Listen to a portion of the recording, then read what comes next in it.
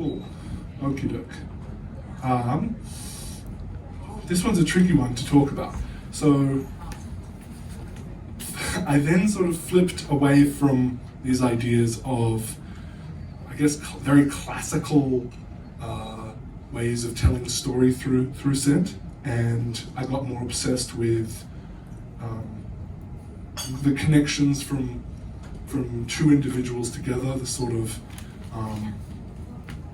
I guess emotional sincerity, bringing it down into a level that was far more obviously human. Around this time I made a perfume called A Hug, which was which was sort of a good example of sensing this kind of drought of sincerity, particularly in the perfume world, but in general, in the perfume world, it is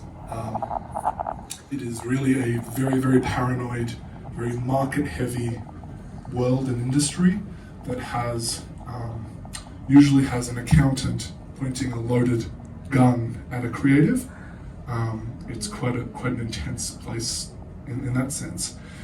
A good kind of epitomizing of this change in theme that I mentioned is I then developed a scent installation that I think Lumi would have gone to, at Art Not Apart a couple of years ago, called The Inner Workings of a Scented Feeling, and bringing it down to a level where I was sort of talking about loneliness, anxiety, trust, happiness, and then bringing that together into an olfactory sort of scentscape.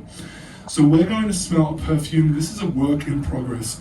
There are differences in sort of the scent world between perfumes, which were the last two things we smelt, and I guess sketches or scents.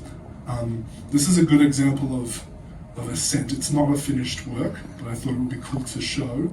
This is essentially based on every love story is a ghost story / I miss you is the name of it, which is sort of exploring ideas of letting go, sadness, despair, things involving breakups.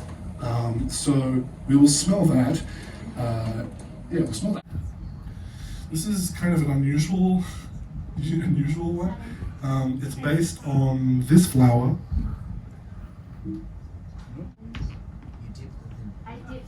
So we're smelling from the thin end, the little end. It is a iris. It's Iris Florentina. I can't remember which kind. The way it kind of this scent is based on is it's based on an ingredient called orris, which is essentially just the root of the iris flower.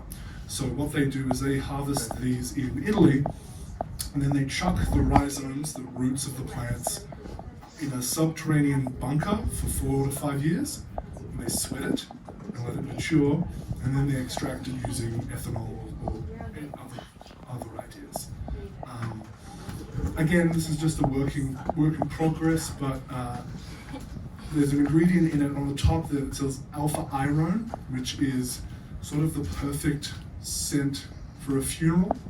It's a very sad, very powdery, minor chord of a smell.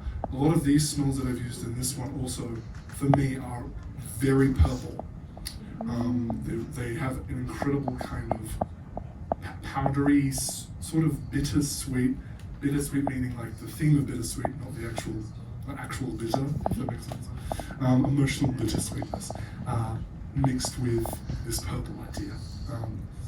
I am yet to really make a purple perfume, but I think it is coming soon. It's a very clean smell. It is. It's got that kind of smoothness as well. It's stripped back. It's very stripped back.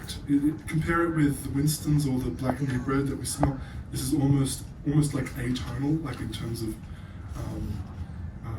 like one tone. Images that I get from the smell image of residue. So when water is evaporated, whatever salt might be present in the water, That's really interesting. it's a residue. That's really interesting. Yeah, my friend sort of said it reminded him of something that you might smell on an ex-lover's pillow, or some sort of thing like that. Kind of a little bit of shampoo left over from something like that. Yeah.